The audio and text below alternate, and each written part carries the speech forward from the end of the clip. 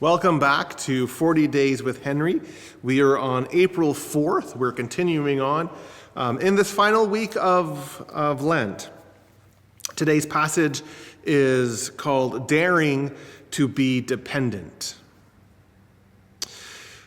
When someone gives us a watch, but we never wear it, that watch is not really received.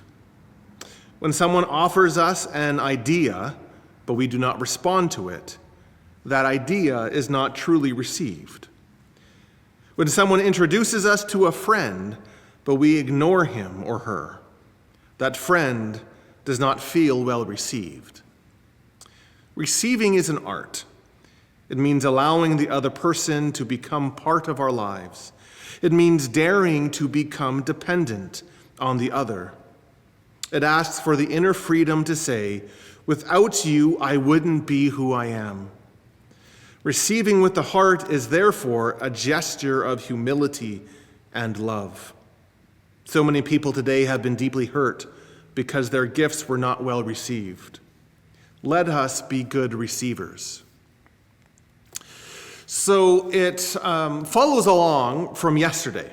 Yesterday talking about the need to receive and to receive well, the importance of receiving, it was called.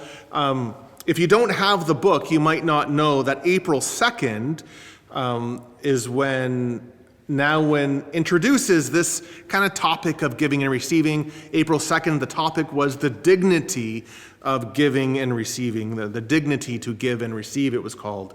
And so he's just moving this kind of discussion along here. And there's a couple thoughts that I had when I was reading this.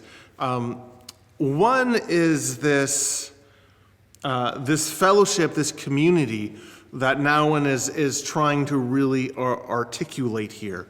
I like how he talks about receiving as, and it's more than just receiving a gift, like it's more than just receiving somebody mowing your lawn, but you're receiving the other person. And he doesn't talk about it here, but one of the things that he would talk about in other books is that when we receive the other person, we are receiving them as Jesus.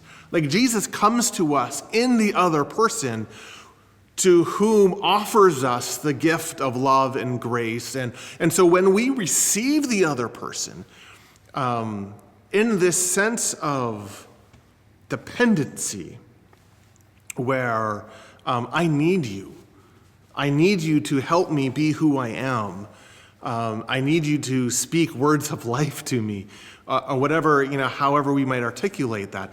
That is, when we enter into that relationship in that way, we're not just receiving Jim or Jill. We're receiving Jesus in a profound way.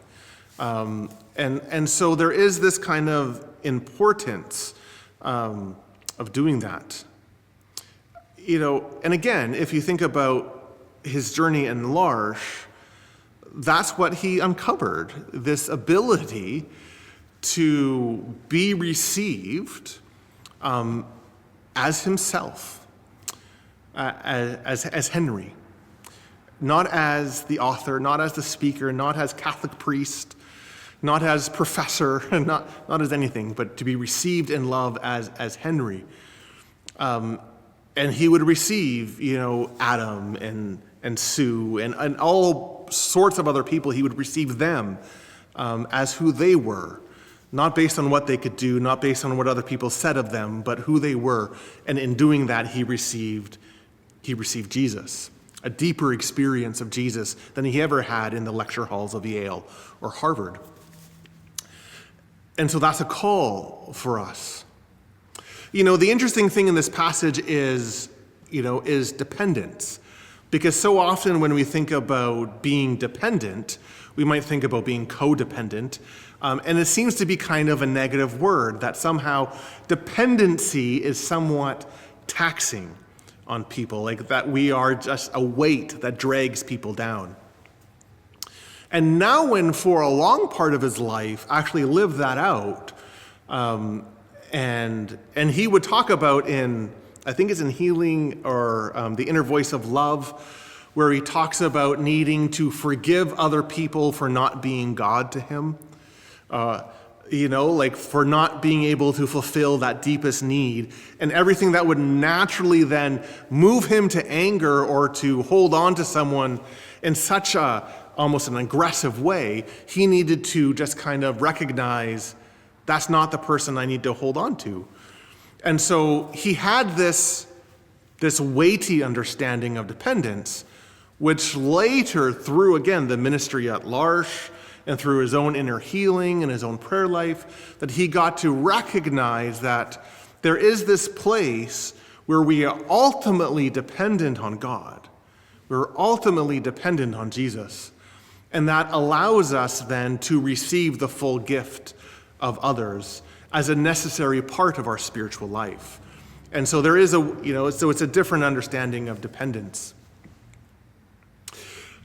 The other thought that I had, and I'll just say this just as we close, because we are in Holy Week, that one of the things that Nouwen talks about sometimes is how the passion of Jesus and how salvation is fully revealed not in what Jesus does, but what happens to Jesus. Like as soon as he moves to the cross, and as soon as he kind of enters Jerusalem, Jesus no longer is the active agent. Everything happens to him.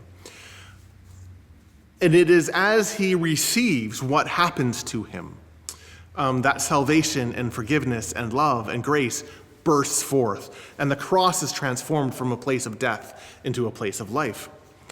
And I wonder if that's a little bit in the background here where Nouwen is calling us to, like, the sense of dependence is that we are not the master of everything.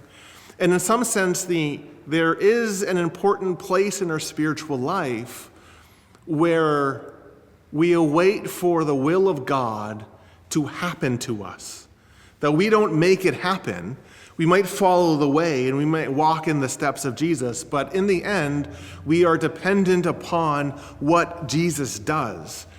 And as we move to the cross, that's a great spirit to have. This place of openness, this place of vulnerability, this place of willingness to accept, not my will, but yours be done, O God.